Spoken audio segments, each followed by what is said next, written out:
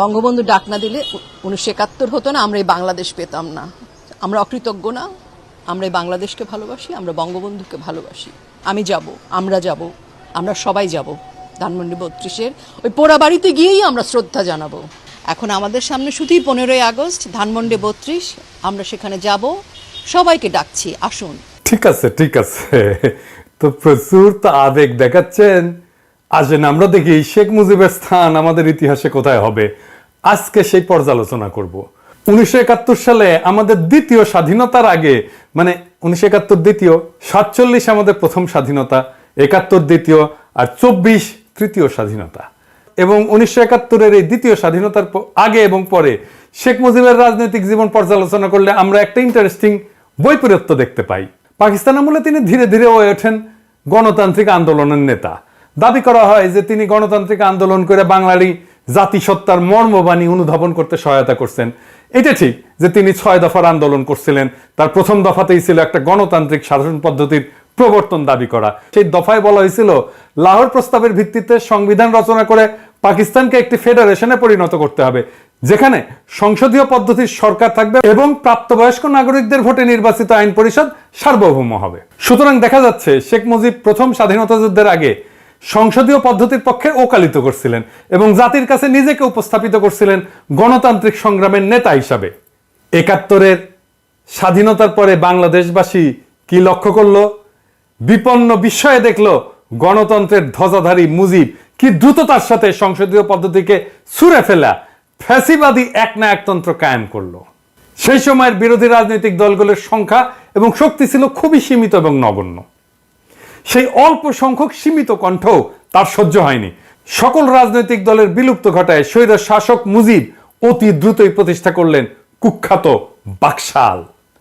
সংসদে বাকশাল অনুমোদনের মাত্র 15 মিনিটের মধ্যে নিয়ম বহির্ভূতভাবে প্রেসিডেন্ট পদে শপথ নিয়ে তিনি বনে গেলেন দেশের সকল ক্ষমতার একছত্র অধিকারী। তাকে অপসারণের কোনো ধারা রাখা হলো না। তার কীর্তিকলাপ এতটাই ভয়ঙ্কর ছিল যে তখন তাকে তাজউদ্দিন আহমেদ হিসর করে দিয়ে বলছিলেন যে আপনাকে শান্তিপূর্ণ পথে অপসারণ করার পথ আপনি বন্ধ করে দিলেন। সেই সময়কার বাকশালের স্লোগান ছিল এক নেতা এক দেশ, বঙ্গবন্ধুর বাংলাদেশ।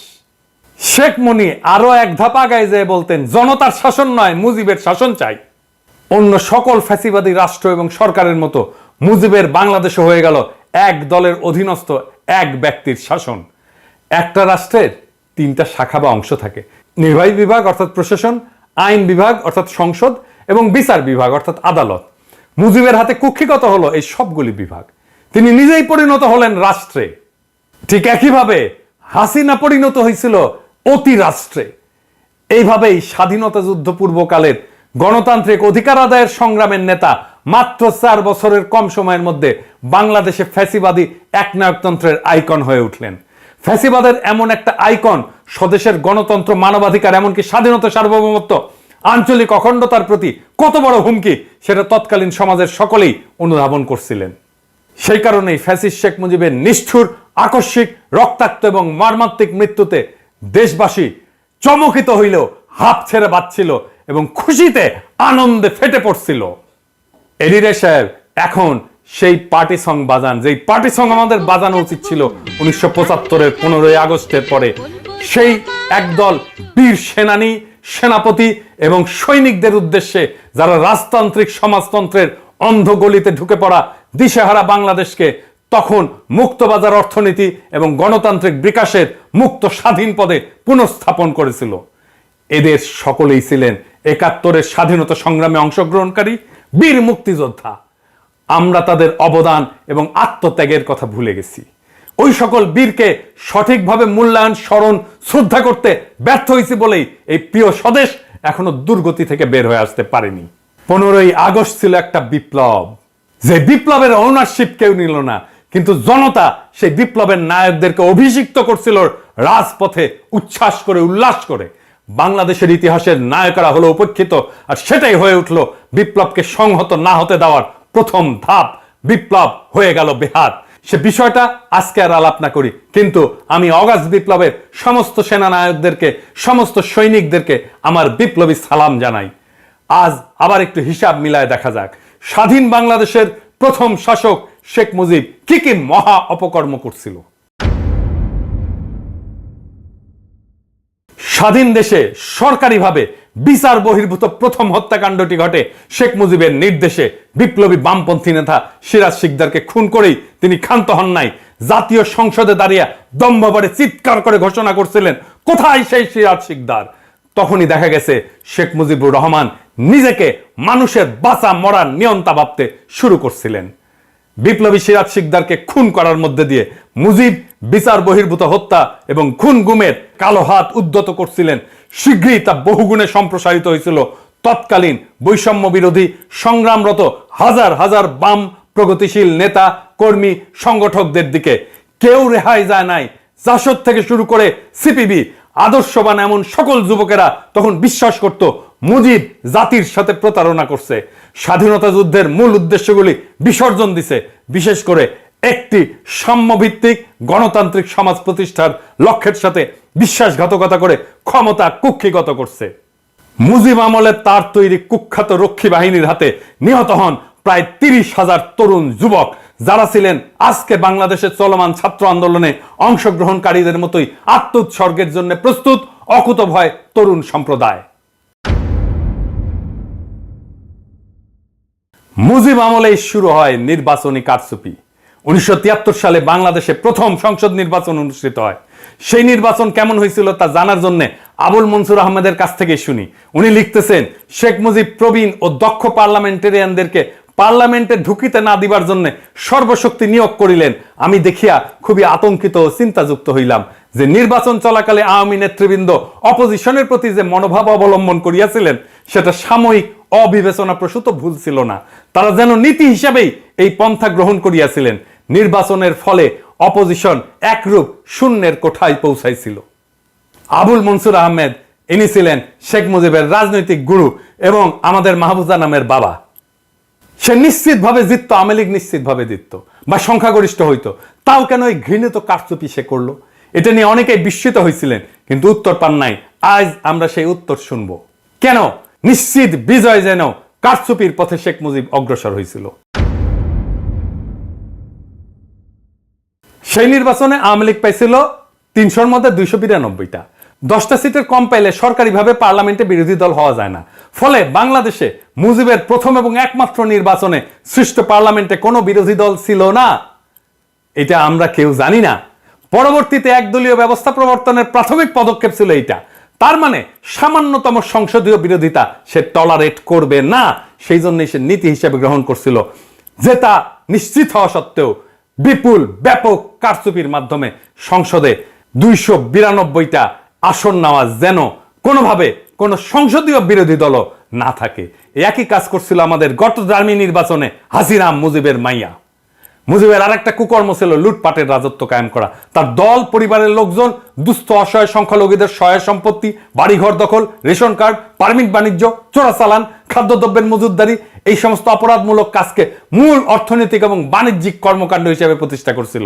তখনকার রাজধানী ঢাকার দুর্দশাগ্রস্ত এক রাতে তার বড় ছেলে শেখ কামাল সাঙ্গপাঙ্গ নিয়ে দেশের কেন্দ্রীয় ব্যাংক এলাকায় মানে মতিঝিল এলাকায় পুলিশের গুলি খায় হাসপাতালে ভর্তি হয়েছিল। কি করতে গেছিল আপনারাই বুঝে নেন। ডাকসুর নির্বাচন পর্যন্ত নিশ্চিত হার যায় না, ব্যালট বাক্স ছিনতাই করছিল। এই শেখ কামাল শেখ মুজিবের কুপুত্র একটা ঝুট খোলা জিপ নিয়ে দাপায় বেড়াইতো তার গুন্ডা বা সঙ্গীদের নিয়ে সারা ঢাকা। যারে পাইতো তারাই তারা করতো। আহমেদ সফারে তারা করছিল নিউ মার্কেট এলাকায়, তারা করছিল আহমেদ সফা, জান নিয়ে দৌড় দিছিল এই শেখ কামাল। শেখ মুজিব গোপালগঞ্জ থেকে আসা সামন্ত প্রভুর মতো করে দেশ চালাইতে চাইছিল। তিনি হয়তো নিজেকে গোপালগঞ্জের রাজবংশের প্রতিদ্বন্দ্বী মুসলিম শাসক মনে করতেন। এমনই ছিল তার জ্ঞান গরিমার সর্বোচ্চ স্তর। কোনো লেখাপড়া জানতো না, কিছু লেখাপড়া করে না। তার সাথে জেল খাটছে এরকম একজনের কাছ থেকে আমি শুনছি, আমি আর নাম না কই আর কয়াই দিই, ওই যে মূলধারা 71-এর লেখক। উনি বলছিল আমাকে যে শেখ মুজিব একটা বই নিয়ে যায় জেলখানায় যাওয়ার সময়, আর ওই বইয়ের এক পৃষ্ঠা সারাক্ষণ পড়ে এবং জেল থেকে বের হওয়ার সময় ওই এক পৃষ্ঠা সে শেষ করতে পারে না। ও দেখায়, কেউ আসলে দেখা বই খুলে দেখায় যে আমি বই পড়িচ্ছি, আর ওই এক পৃষ্ঠা সে জীবনে শেষ করতে পারে না। এই হচ্ছে ওর জ্ঞান গরিমার স্তর। মুজিবের অর্থনৈতিক নীতি দেশকে এতই ভয়ঙ্কর পরিস্থিতির মধ্যে ফেলছিল যে 1974 সালে বাংলাদেশ এক ভয়াবহ দুর্ভিক্ষে পতিত হয়েছিল। মুজিব সৃষ্ট সেই দুর্ভিক্ষে কয়েক লক্ষ দরিদ্র পীড়িত নিঃস্ব নিরীহ মানুষ মৃত্যুবরণ করছিল, আর দারিদ্র্যের সীমানার নিচে পতিত হয়েছিল 65% বেশি মানুষ। নোবেলজয়ী অর্থনীতিবিদ অমর্ত্য সেন তার গবেষণায় দেখাইছিলেন সেই দুর্ভিক্ষ খাদ্যের অভাবের জন্য ঘটেনি, ঘটছিল মজুতদারির কারণে। আর মুজিব কতই নির্লজ্জ, এই দুর্ভিক্ষের সময় সে তার ডাইনিং টেবিল সাজায় 14 পদের খাবার দিয়ে সে লাঞ্চ করত, সেটা আবার পত্রিকাতেও ছাপা হইতো। কেমন নির্লজ্জ একটা। এমন পরিস্থিতিতে মুজিব যখন দেখলো যে সমাজ এবং দেশে প্রতিবাদ বিক্ষোভ ক্রমশ বেড়ে যাচ্ছে, তখন যৎসামান্য গণতান্ত্রিক ব্যবস্থা বা পরিসর যা অবশিষ্ট ছিল তাও খেয়ে ফেললেন। গণতন্ত্রের পথ অনুসরণ না করে প্রবল স্বৈরাচারী ব্যবস্থা অর্থাৎ লৌহ কঠিন শ্বাসরুদ্ধকর ফ্যাসিজমের পথে পা বাড়াইলেন। শাসন এবং শোষণ করার সবচেয়ে অগণতান্ত্রিক এবং নিষ্ঠুর রাস্তাটি বেছে নিলেন শেখ মুজিব। দেশবাসীকে ভাওতা দেওয়ার জন্য তথাকথিত সমাজতন্ত্রের নামে রাষ্ট্রবিনাশী ফ্যাসিবাদী একনায়কতান্ত্রিক বাকশাল কায়েম করছিলেন। আর এই বাকশালের সহযোগী ছিল সিপিবি, এই বাংলাদেশের সিপিবি, এই মুজাহিদুল ইসলাম সেলিম বাকশালের সহযোগী ছিল। যেদিন বাকশাল কায়েম হয়, এই মুজাহিদুল ইসলাম সেলিম ছাত্রলীগের সাথে মিলে আনন্দ মিছিল বাইর করছিল ঢাকার রাজপথে। আওয়ামী লীগের অফিস পুরাই দিচ্ছেন, সিপিবির অফিস কেমনে থাকে? সিপিবির অফিস দখল করেন, সিপিবির অফিসকেও জনগণের অফিস বানান। ওই অফিস থেকে ফ্যাসিবাদের সহযোগীদের উচ্ছেদ না করে দিলে বাংলাদেশের মুক্তি নাই। ওই সিপিবিকে ধইরা আবার আওয়ামী লীগ উঠে দাঁড়াবে, আমি কয়ে রাখলাম। বাংলাদেশের প্রথম ফ্যাসিবাদী শাসক মুজিবকে তাদের মূল আইকন গণ্য করে এবং মানে আওয়ামী লীগ। 75-এর ইতিহাসের কুৎসিত নর্দমায় পতিত এই আইকনকে শেখ হাসিনা এবং তার দল গত 15 বছর ধরে সর্বশক্তি দিয়া সারা দেশে পুনঃপ্রতিষ্ঠিত করার অপচেষ্টা করছিল। এই প্রক্রিয়ায় মুজিবের স্বৈরাচারী প্রতিটি অপকর্মকে আড়াল কইরা মিথ্যামিথ্যি তার গুণের কলবর বহুগুণে বাড়ায় এবং দেখায় তার একটা ইতিবাচক ভাবমূর্তি প্রতিষ্ঠার চেষ্টার কোনো ত্রুটি করা নাই গত 15 বছর জবরদস্তি করে ক্ষমতায় থাকা স্বৈরাচারী হাসিনা সরকার। এই জন্যে রাষ্ট্রীয় ভান্ডার থেকে কয়েক হাজার কোটি টাকা খরচ করছে। এত কিছু করেও যে কোনো কিছু কাজে লাগেনি তা প্রমাণিত হয়েছে বাংলাদেশের কিশোর তরুণ যুবকদের নেতৃত্বে সম্পাদিত সফল আগস্ট বিপ্লবে মুজিবের সমস্ত মূর্তি, মুজিবের সমস্ত আইকন জয় বাংলা কইরা দিছে বাংলার দামাল ছাত্র জনতা। এই ঘটনা যে ঘটবে এটা আমি আগেই বলছিলাম। এডিটর সাহেব দেখান কি হবে, আমি এটা বলছিলাম, দেখান। আমরা যে লড়াইটা করছি না সেটাও বলে মুক্তিযুদ্ধ। 71-এর মুক্তিযুদ্ধের চাইতে কম গৌরবের না, 71-এর চাইতে কম রক্তাক্ত না। এই লড়াইয়ে বিজয়ী হয়ে আমরা বাংলাদেশের মানুষকে প্রকৃত মুক্তির স্বাদ দেব। আমরা নতুন রিপাবলিক গড়ব, যেটা আপনারা পারেন নাই। তো যেখানে সমান নাগরিক অধিকার নিয়ে সকল নাগরিক মর্যাদার জীবন পাবে, বাংলাদেশের সকল মানুষের সমস্ত সম্ভাবনাকে উন্মুক্ত করা হবে, দিল্লির দাসত্ব থেকে বাংলাদেশের মানুষ মুক্তি পাবে। আর আমরা কাদের সিদ্দিকীর মতো প্রকাশ্যে বেয়নের দিয়ে কাউরে খুঁচায় মারবো না বিজয়ের পরে, বা বিহারীদের সম্পদ দখল কইরা ভাগ্য বদলাইতে দেব না কাউরে। তবে আমরা চাই বা না চাই, আওয়ামী লীগ আর কোনোদিন মাথা তুলে দাঁড়াইতে পারবে না, নিশ্চিন্ন হয়ে যাবে। আর ওই যে ড্যাডি অফ দ্য নেশনের যে সমস্ত মূর্তি টুর্তি বসাছে না হাসিনা, কাটাল রানী, ওগুলো থাকবে না। হাঙ্কারে কিছু করা লাগবে না। হাসিনার পতনের 24 ঘন্টার মধ্যে পাবলিক সেগুলো মাটির সাথে মিশিয়ে দেবে। বাংলাদেশ রাষ্ট্র প্রতিষ্ঠার পর শেখ মুজিব কখনোই দেশের ঐক্য এবং জাতীয় সংহতির প্রতীক হিসেবে আবির্ভূত হননি। তিনি ছিলেন গাজী গোলাম মোস্তফার মতো চোর, ডাকাত, নিকৃষ্ট দুর্বৃত্তদের নেতা। 71-এর পরে শেখ মুজিব হয়েছিলেন দুর্বৃত্তদের নেতা, জনতার নেতা না। গত শতাব্দীর 60-এর দশকের শেষ ভাগে বাংলাদেশের সবচেয়ে মেধাবী তরুণেরা আওয়ামী লীগের ছাত্র সংগঠন ছাত্রলীগের সাথে যুক্ত হয়েছিল। একটা বৈষম্যহীন সমাজের ধারণায় উদ্দীপিত ছিল ওই তরুণেরা। সমাজতন্ত্র প্রতিষ্ঠার স্বপ্নে চালিত হয়ে এই তেজোদ্দীপ্ত অংশই আওয়ামী লীগে ঘটাইছিল বিপ্লবী রূপান্তর। তারাই ব্যাপকভাবে যোগ দিছিল মুক্তিযুদ্ধে। স্বাধীনতা যুদ্ধের ব্যাপক বিশাল যজ্ঞের মধ্যে এই বিপ্লবী অংশ দলটির সনাতনী নেতাদের বিরুদ্ধে চলে গেছিল। বিপরীতে চিরায়ত পুরনো প্রাচীন আওয়ামী নেতা সংগঠকদের প্রধান এবং আসল নেতা ছিল শেখ মুজিবুর রহমান। ওই সনাতনী অংশ তারা পাকিস্তানের মতোই শোষণ, বঞ্চনা, বৈষম্যের আর একটা দেশ বানাইতে চাইতো, যার মালিক হবে তারা। আওয়ামী লীগের ভেতরকার সেই সকল রাজনৈতিকদের গুরু ছিলেন এই এই এই এই এই এই এই এই এই এই সরাদি বডিগার্ড। 69-এর গণ অভ্যুত্থান, 70-এর সাধারণ নির্বাচন এবং 71-এর মুক্তিযুদ্ধের মধ্যে দিয়ে যে আত্মত্যাগী বিপ্লবী অংশ আওয়ামী লীগকে রাষ্ট্র ক্ষমতা উপহার দিয়েছিল, মুজিব সরকারের দায়িত্ব হাতে পেয়ে তাদেরকেই সবচেয়ে বেশি অবজ্ঞা করছেন, ঠেলে দিচ্ছেন দূরে, বহু দূরে, নীতি নির্ধারণের সীমানার বাইরে। তাদের লালিত স্বপ্ন এবং আকাঙ্ক্ষার বিপরীতে তিনি সর্বশক্তি নিয়ে দাঁড়ায় গেছেন। নিজের ভাগিনা শেখ মুনীকে সর্বাধিক গুরুত্ব দিয়া ফ্যাসিবাদের ভ্রূণ সৃষ্টির এবং লালনের প্রথম পর্বের কাজ শুরু করছেন। শেখ মুজিব তার দলের পরীক্ষিত এবং সবচেয়ে সম্ভাবনাময় ৮০% তরুণ এবং যুবককে ঠেলে দিছিলেন বিরুদ্ধ পক্ষে। পর্যায়ক্রমে সেখান থেকে তার বিরুদ্ধে সংগ্রামরতদের সবচেয়ে বড় সংগঠন জাসদ জন্ম নেয়। মুজিব কখনোই দেশের ঐক্য এবং সংহতির প্রতীক বা ইউনিফাইং ফিগার ছিলেন না। সে ছিল সদ্য স্বাধীন দেশে চূড়ান্ত বিভেদ সৃষ্টিকারী ইন্ডিয়া অনুরাগী এক দেশদ্রোহী শাসক। সে ছিল অত্যাচারী, লুটেরা এবং কুখ্যাত এক মহারাজ, ইতিহাসের নিকৃষ্টতম খলনায়ক। তার খুনি পাপিষ্ট কন্যা শেখ হাসিনা, মা দুর্নীতি এবং দুর্বৃত্তপরায়ণ শেখ পরিবার এবং ফ্যাসিস্ট দল আওয়ামী লীগ দেশবাসীর কাছে এই ঘৃণিত নিকৃষ্ট ব্যর্থ শাসক মুজিবকে নানান মহিমায় মহিমান্বিত করে দলীয় সম্পত্তি এবং প্রশ্নহীন আনুগত্য প্রতিষ্ঠার ভয়ঙ্কর প্রতীকে পরিণত করছিল, যা আগস্ট জনরোষের আগুনে পুড়ে কয়েক ঘন্টার মধ্যে নিশ্চিহ্ন হয়ে গেছে। হাসিনা কিভাবে মুজিবের ঐতিহ্যকে বহুগুণে ছাড়াই গেছে, আসেন সেটা দেখি। প্রথমত, শেখ মুজিব সদ্য স্বাধীন এবং অপার সম্ভাবনাময় বাংলাদেশে নির্বাচন ব্যবস্থার কারচুপির যে ধারা শুরু করছিল, খুনি হাসিনা সেই জাল জালিয়াতিকে আরো ভয়াবহ পর্যায়ে অধঃপতিত করছে। ভোটচোর হাসিনা প্রকৃতপক্ষে নির্বাচনকে নির্বাসনে পাঠায় দিছিল। গত 7ই জানুয়ারিতে অনুষ্ঠিত ভোটারবিহীন ডামি নির্বাচনের মধ্য দিয়ে সে জনপ্রতিনিধিত্ব যাচাইয়ের ব্যবস্থা ধ্বংসের নিকৃষ্ট সকল ধারণাকে অতিক্রম করে পৃথিবীতে কলঙ্কের এক নতুন দৃষ্টান্ত স্থাপন করছিল।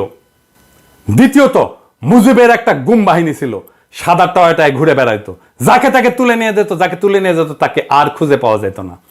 একই রকম ভাবে হাসিনারও গুম বাহিনী ছিল। খুনি হাসিনা বিচার বহির্ভূত হত্যাকাণ্ডে এত ব্যাপকভাবে বৃদ্ধি করে যে এক পর্যায়ে আমেরিকা র্যাবের উপরে নিষেধাজ্ঞা জারি করতে বাধ্য হয়। এটাই ছিল দস্যুরানী হাসিনার বিশাল উন্নয়ন ঘটানোর সহস্র গল্পের পিছনে লুকায় থাকা তার আসল কাহিনী। তার আমলে হাজার হাজার লোক মারা গেছে, অজস্র মানুষের জীবন প্রদীপ নিভে গেছে, অসংখ্য মানুষ পঙ্গু হয়েছে, দৃষ্টিশক্তি হারাইছে, দেশান্তরী হয়েছে। পুলিশ, আনসার, র্যাব, বিজিবি এবং আওয়ামী লীগ ও তার বিভিন্ন অঙ্গ সংগঠন এবং ভয়ঙ্কর ছাত্রলীগের সন্ত্রাসী হামলায় প্রাণ হারাইছেন বহু নারী পুরুষ। স্বদেশের শত শত নাগরিককে গুম করা হয়, তাদের উপরে চালানো হয়েছে অমানবিক নির্যাতন। এমন নির্মম অত্যাচারের জন্য তার যে সমস্ত বন্দিশালা বা আয়নাঘর তৈরি করছে, সেই সব দেখে এবং সেখানে আটকদের উপরে ভয়াবহ নিপীড়নের বিবরণ শুনে দেশবাসী এবং বিশ্ববাসী আজ স্তম্ভিত এবং বাকরুদ্ধ হয়ে পড়ছে। তৃতীয়ত, স্বৈরাচারী মুজিব লুটপাটের যে রাস্তা তার মেয়েকে দেখায় দিয়েছিল, খুনি হাসিনার আমলে সেই সড়ক দৈর্ঘ্যে প্রস্থে শতগুণে বেড়া গোটা অর্থনীতিকে গিলে ফেলছে। আজ অবস্থা এমন পর্যায়ে পৌঁছেছে যে হাসিনা সামান্য পিয়নো 400 কোটি টাকার মালিক বনে গেছে। উন্নয়নের ধোঁয়া তুলে হাসিনা এবং তার লেসপেন্সারেরা এবং সহযোগীরা দেশ থেকে 80 বিলিয়নেরও বেশি ডলার বিদেশে নিয়ে গেছে। তার উৎসাহ এবং প্রত্যক্ষ সহযোগিতায় এই সমস্ত লুটেরাদের জন্য বিভিন্ন উন্নত দেশে তৈরি হয়েছে বেগমপাড়া। চতুর্থত, দেশের সকল বিরোধী দলের বিরুদ্ধে অভূতপূর্ব দমন নীতি চালায়। রাজনৈতিক প্রতিপক্ষের লাখ লাখ নেতাকর্মীকে বিনা বিচারে আটকাই রেখা, লক্ষ লক্ষ মিথ্যা মামলা দিয়া, এলাকা ছাড়া, থানা ছাড়া, জেলা ছাড়া কইরা পুরা নির্বাচনী ব্যবস্থা ধ্বংস করে দিয়ে খুনি হাসিনা দেশকে বিরোধী রাজনীতি শূন্য করে ফেলতে চাইছিল। প্রকৃতপক্ষে সে নব্য বাকশালের পত্তন করছিল। দেশের নির্বাহী, আইন, বিচার বিভাগ এই সবই সে ঢুকায় ফেলছিল তার হাতের মুঠায়। বেঘরে নিহত তার বাবার মতো সেও নিজেকে স্থাপন করছিল রাষ্ট্রের উপরে এক অতি রাষ্ট্রের ভূমিকায়। পঞ্চমত, ভিন্ন আরেক দিক থেকে তুলনা করলে মুজিবের বাকশালের চেয়ে খুনি হাসিনার নব্য বাকশাল ছিল অনেক বেশি ভয়ঙ্কর। আর তা হলো আইকন মুজিবের আদলে সে ফ্যাসিবাদী বাকশালী শাসন কায়েম রাখার জন্য লক্ষ প্রাণের বিনিময়ে অর্জিত আমাদের স্বাধীনতা, সার্বভৌমত্ব, আঞ্চলিক অখণ্ডতাকে বিসর্জন দিয়া দেশটাকে ইন্ডিয়ার উপনিবেশ বানায় দিছিল। মোদির মৌলবাদী হিন্দুস্তানের সক্রিয় সাহায্য ছাড়া হাসিনার পক্ষে তার ফ্যাসিবাদী শাসন তথা মুজিবীয় আইকন এবং মিথ্যার ভরা ভাবমূর্তি বজায় রাখার আর কোনো উপায় বা পথ অবশিষ্ট ছিল না। জরুরি আর একটা দিক আমাদের নিরীক্ষা করা উচিত। কি সেই দিক? আইকন হিসাবে মুজিবকে মেনে নিলে তা কেবল খুনি হাসিনা এবং তার পরিবারের ফ্যাসিবাদী শাসনের অধীনে প্রজন্মের পর প্রজন্ম কাটানোর জন্য যথেষ্ট ছিল না। একই সাথে আওয়ামী লীগ ইন্ডিয়ার কাছে গোটা বাংলাদেশকে বন্ধক দিয়া মুসলিম বিদ্বেষী এই প্রতিবেশী দেশের উপনিবেশের প্রজার দুর্ভাগ্য বরণে বাধ্য করতে চাইছিল আমাদেরকে। এরই বিরুদ্ধে আমরা আমাদের দ্বিতীয় মুক্তিযুদ্ধ শুরু করছিলাম। আমরা জানতাম এই যুদ্ধে জিততে হলে মুজিবের হাত ধরে আসা বাকশালী ফ্যাসিবাদকে চিরতরে কবর দিতে হবে। নারী পুরুষ নির্বিশেষে বাংলাদেশের কিশোর তরুণ যুবকেরা তা করে দেখাইছে। আমরা জানতাম জিততে হলে অর্থাৎ বিজয়ের রঙিন পতাকা ছিনা আনতে হলে ইন্ডিয়ার আধিপত্যবাদের কালো হাতকে চিরতরে ভেঙে দিতে হবে। বাংলাদেশের বীর জনতা হেলিকপ্টার, গানশিপ, আর্মাড ভেহিকল, গুলি, স্নাইপার, টিয়ার গ্যাস, লাঠির মুখোমুখি দাঁড়ায়, শত শত প্রাণ বিসর্জন দিয়ে হাজার হাজার চোখ হারিয়ে অঙ্গহানি ঘটায় মহাগৌরবের সাথে দেশের জন্য পবিত্র সেই কর্তব্য এবং দায় সম্পন্ন করছে। আমরা এক নদী রক্ত পাড়ায় আবার আমরা স্বাধীনতার সূর্যকে ছিনায় আনছি। এই মহান যুদ্ধে বিজয়ী হওয়ার সাথে সাথেই বাস্তবেই মুজিবের ফ্যাসিবাদী আইকন ভেঙে চুরে টুকরা টুকরা হয়ে গেছে। ইনশাল্লাহ নিশ্চয়ই আর কোনোদিন এই মহাদানব বাংলার পবিত্র মাটিতে ফিরে আসতে পারবে না। সুতরাং আজকে পরাজিত শক্তির যেসব এজেন্টেরা 15ই আগস্টকে জাতীয় শোক দিবস হিসেবে পালন করার ধৃষ্টতা দেখায়, প্রস্তাব করে, তাদেরকে স্পষ্ট ভাষায় বলে দিতে চাই, গণতন্ত্র হত্যাকারী মুজিবী আইকনের স্থান নব্য স্বাধীন দেশে আর কখনোই হবে না। এই ধরনের অপচেষ্টা আপনারা বন্ধ করেন। এই মোহ চিরদিনের জন্য ত্যাগ করেন।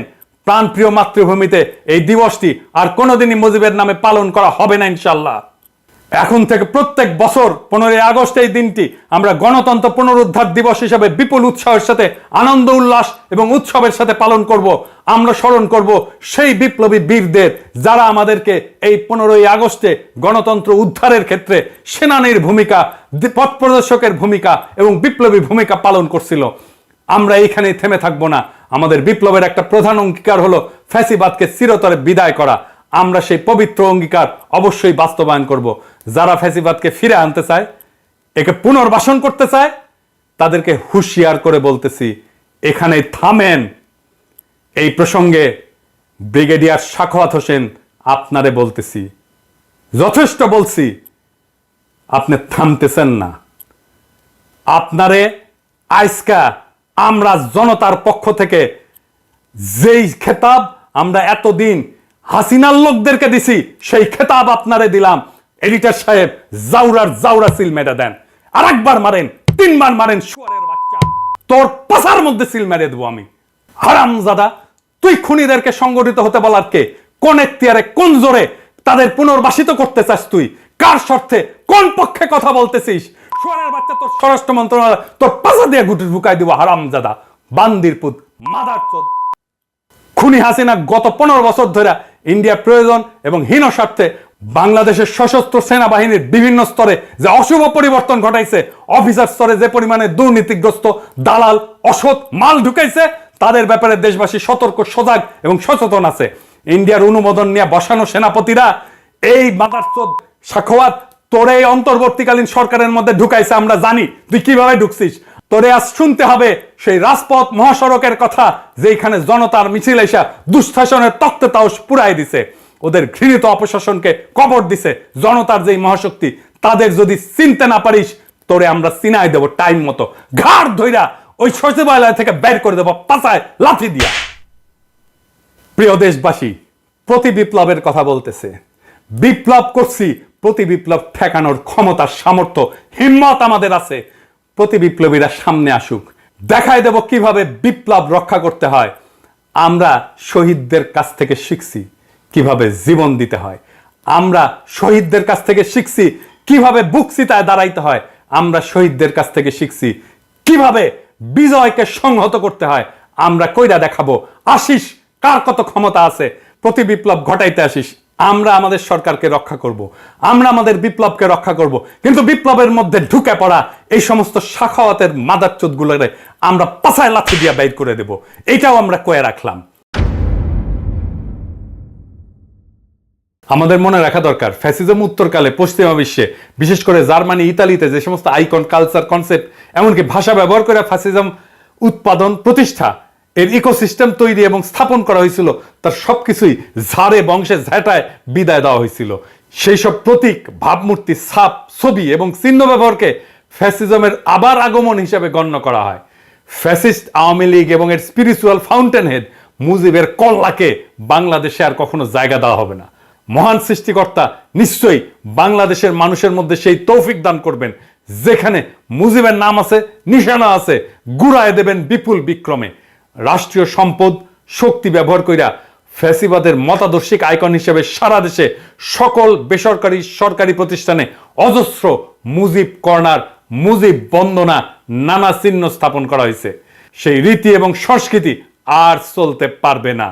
আমরা আর রাষ্ট্রীয়ভাবে ফ্যাসিবাদ উদযাপনের ধারাবাহিকতা বজায় রাখতে পারি না।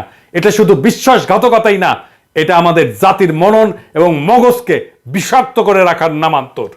তাই এর সবগুলো অতি দ্রুত অপসারিত করতে হবে, ভেঙে চুরমার করে ফেলতে হবে, বাংলাদেশ থেকে সমূলে মুছে দিতে হবে মানবতা বিরোধী অসভ্য বর্বর ফ্যাসিবাদীদের সকল ছায়া। আগামী 15ই আগস্ট হবে, যেইখানে মুজিব কর্নার থাকবে সেই প্রতিষ্ঠানের প্রধানের পাশা দিয়ে সব মুজিব কর্নারের জিনিস ঢুকায় দেবেন। এইটাই হবে আমাদের কর্মসূচি। আর অবশ্যই তেলসারা। 2 প্রজন্মের খুনি শেখ হাসিনা জোর জবরদস্তি করে 17 কোটি মানুষের মানবিক মৌলিক রাজনৈতিক অধিকার হরণ কইরা অভাব অনটনে কাঠানো এই রাষ্ট্রের কয়েক হাজার কোটি টাকা খরচ করে তার বাপ মুজিবের জন্ম শতবর্ষ পালন করছিল। এর রেশ চিহ্ন এবং অবশেষ সমূহ বিদ্যমান থাকলে এগুলো ফ্যাসিবাদের চাষাবাদ এবং দানবীয় উত্থানের রসদ সরবরাহ করবে। আমরা কষ্ট সহিষ্ণু এই বীর জাতিকে আর একবার সামষ্টিক পাপাচারে নিমজ্জিত করতে পারবো না এবং এর কোনো সুযোগ আর অবশিষ্ট রাখবো না। মুজিব পরিবারের সকল সদস্য এবং শেখ হাসিনার বানানো হাজার হাজার কোটি টাকার মালিকদের কাছ থেকে তাদের সকল সহায় সম্পত্তি রাষ্ট্রায়ত্ত করে বাংলাদেশকে কড়ায় গন্ডায় ক্ষতিপূরণ আদায় করতে হবে। শেখ পরিবার, আওয়ামী লীগ এবং তাদের দোসরেরা নব্য স্বাধীন এই বাংলাদেশ গড়ার কোনো কাজেই লাগবে না, বরঞ্চ তারা নানাভাবে একে বাধা দিতে, অকার্যকর করতে এবং ব্যর্থতায় পর্যবেসিত করার সকল অপচেষ্টা চালাবে। এই সকল স্থাপনা, চিহ্ন, প্রতীক ফ্যাসিজম পুনরুৎপাদনের সহায়ক হবে। সেই জন্য মূল সহ এসব উপড়ে ফেলাটাই হবে গণঅভ্যুত্থান সংগঠনকারী বিপ্লবীদের একটা বড় আদর্শিক কর্তব্য। সমাজ, সরকার ও রাষ্ট্র থেকে ফ্যাসিবাদীদের উৎখাতে দ্বিতীয় বিশ্বযুদ্ধের পর জার্মানি এবং ইতালিতে যে সমস্ত পদক্ষেপ পদ্ধতি গ্রহণ করা হয়েছিল, বর্তমান বাংলাদেশের পরিস্থিতি ও পরিপ্রেক্ষিত বিবেচনা নিয়ে আমরাও তার প্রয়োগ এবং বাস্তবায়ন করব, যাতে দানব সৃষ্টি হওয়ার মতো সকল দুষ্টক্ষত সমাজ দেহ থেকে চিরতরে দূর করা যায়। এই হাসিনা বাংলাদেশে হিন্দু, মুসলমান, পাহাড়ি, সমতলী, আওয়ামী লীগ, আওয়ামী বিরোধী, মুক্তিযুদ্ধের পক্ষে বিপক্ষে, সেকুলার, নন সেকুলার, জঙ্গি, প্রগতিশীল নানা ন্যারেটিভে এই জাতিকে বিভক্ত করছে। মনে রাখবেন, আমরা সবাই বাংলাদেশের নাগরিক। আমাদের সবার সমান অধিকার এই দেশের সম্পদে। আমাদের ঐক্যই আমাদের শক্তি, আমাদের বিভক্তি আমাদের পরাজয়। একজন পাহাড়ি নির্যাতিত হলে সেটা সংখ্যালঘু নির্যাতন নয়, সেটা নাগরিক নির্যাতন। একজন হিন্দু নির্যাতিত হলে সেটা সংখ্যালঘু নির্যাতন নয়, সেটা নাগরিক নির্যাতন। একজন শিবির ক্রসফায়ারে মারা গেলে সেটা হাসিনার মতে জঙ্গি দমন না, সেটা নাগরিক নির্যাতন। আমাদের এই নাগরিক পরিচয় বাদ দিয়ে আমরা যেন রাজনৈতিক প্রশ্নে আর অন্য কোনো পরিচয়কে ধারণ না করি। হিন্দু হিসেবে না, মুসলমান হিসেবে না, পাহাড়ি হিসেবে না, সমতল হিসেবে না, আমরা আমাদের অধিকারের দাবি করব নাগরিক হিসাবে। গণতন্ত্র অর্জন, প্রতিষ্ঠা এবং রক্ষার এই নব পথযাত্রায় বিশ্বব্যাপী মানবিক মূল্যবোধ বিকাশের সকল ইতিবাচক শিক্ষা, জ্ঞান এবং অভিজ্ঞতা আমরা উদার চিত্তে গ্রহণ করব।